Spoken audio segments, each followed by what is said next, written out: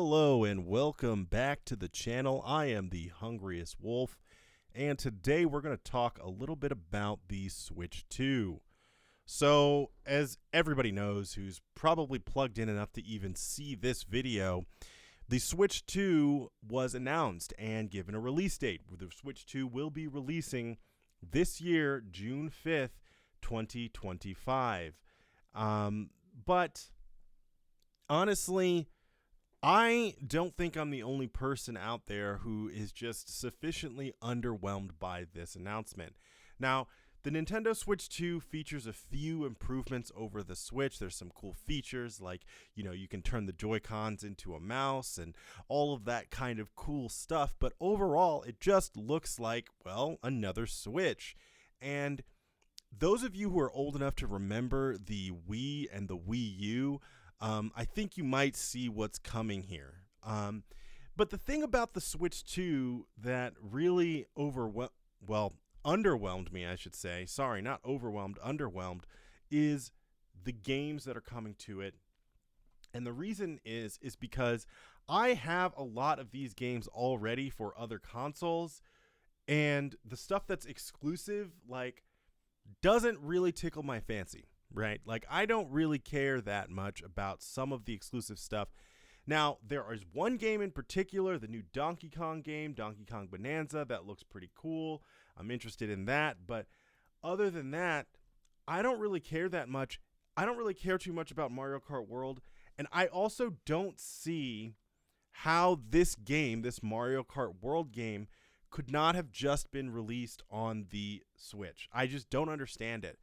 But the craziest part about it is that a lot of the games that are coming out for the Switch 2 are Switch games, and they just enhance them, I guess. So look at this list. Let's look at the list of day one Switch 2 launch games, and you'll kind of see what I'm talking about. So we got here Mario Kart World. We got Nintendo Switch 2 Welcome Tour, which is, I guess, a tech demo that they're charging for, which is absolutely insane. The Legend of Zelda Tears of the Kingdom and Breath of the Wild Switch 2 editions. I have both of those games on Switch. Sid Meier's Civ 7. Okay, cool. That's also on the Switch. It's also on everything. Street Fighter 6, which we talked about in the last video. I already have that game. I've had it since day one. Cyberpunk 2077, another one that I have. Deltarune. I don't have that, but I'm pretty sure it's available on everything else. Fortnite is just on everything, so not really surprised. Arcade Archives 2 Ridge Racer. Okay, that's kind of cool. Yakuza 0 Director's Cut. Beat the crap out of Yakuza 0. I probably would get that, but, I mean, it's probably going to be on other systems, right? The Director's Cut, at least. Split Fiction on PC. Bravely Default. Okay, all right. New Bravely Default. Fair enough. Or wait, is this Flying Fairy HD? I don't remember if that's like a new game or if that's a HD remake of the original game. And if it is, then I already have the original game. Puyo Puyo Tetris 2S. So I guess it's like a Tetris game. Nobunaga's Ambition Awakening. Oh, I did see some stuff about that. That looks kind of cool. And then Arcade Archives 2 Ridge Racer. So that's listed twice for some reason here. I don't know.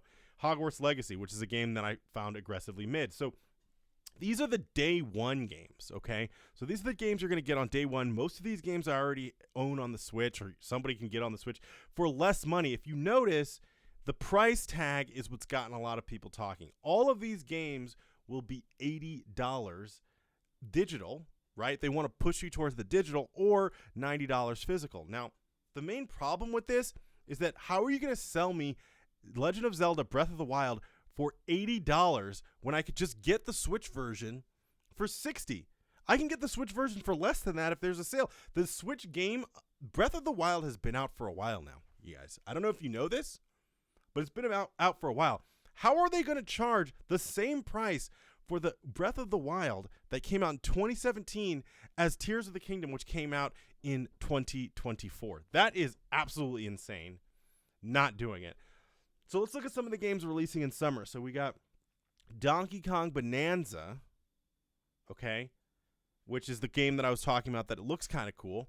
That's a Switch 2 exclusive. We got Super Mario Party Jamboree, which is like an updated version of the one that's on Switch. Kirby and the Forgotten Land, another updated Switch 2 version. Drag X Drive, which is like, I don't know, wheelchair basketball or something. Raidu Remastered, Wild Hearts S, Daemon X Machina, and Tony Hawk's Pro Skater 3 and 4. Now, Tony Hawk's Pro Skater 3 and 4, pretty cool, but I can get that on my PS5. No problem, right?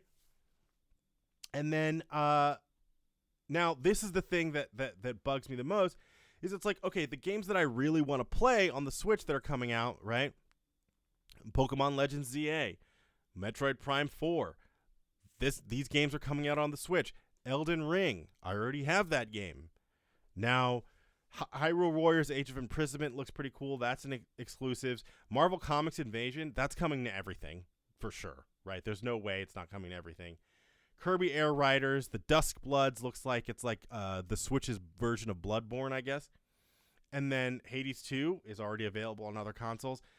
EA Sports Football Club, Madden NFL 25, Borderlands 4, Star Wars Outlaws. A lot of these games, these are games that we can just get, right? And then we're coming out there. We're gonna get Final Fantasy VII Remake. We're gonna get Sonic X Generations.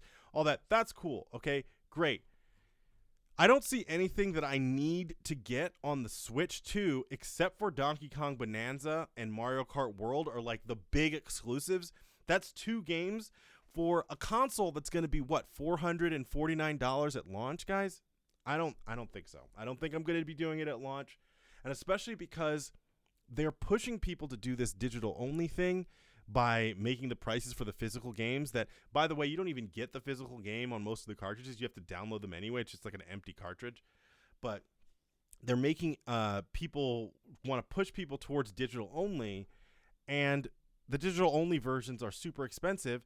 But the thing is, if I'm going to probably get this system and only have it be a digital only system, why would I rush out to get it? It's not like I'm going to miss games. It's not like I'm going to, run out of time to buy these games. They're all going to be online, right? I'm just going to download them. So it really just doesn't make much sense. And there's a lot of things that are wrong with the console. I mean, 256 gigabytes, like that's a lot more than the Switch one comes with. I think the Switch base model is 32 gigabytes of storage inside of it. So it's a lot more. But a game like Elden Ring, if you're getting Elden Ring on the Switch, that's taking up your like half of your memory, right? So stuff like that is just kind of silly. Star Wars Outlaws also is taking up a lot of memory. Final Fantasy VII Remake as well. Like 256 megabytes. Not enough. You need like a terabyte at least, right? And even people, like, if they want to play Call of Duty on that thing, it's going to take up that terabyte. So that's just the Switch 2. Ultimately, it's underwhelming a lot of people. It's making a lot of people mad, and I don't really blame them, right? Like, I personally, like I said, I'm not going to be getting a Switch 2 at launch. I have a ton of games to play. I'm going to get the Switch version of Metroid Prime 4 and Pokemon Legends, and that's really it. That's all I care about that's coming out over the next year for Switch. And I won't even get those at launch either. So let me know what you guys think about this. If you are interested in the Switch 2, if this is something that you care about. But for me, it's just a no-go. Let me know in the comments, and go ahead and like the video, subscribe to the channel if you thought this was interesting. Later.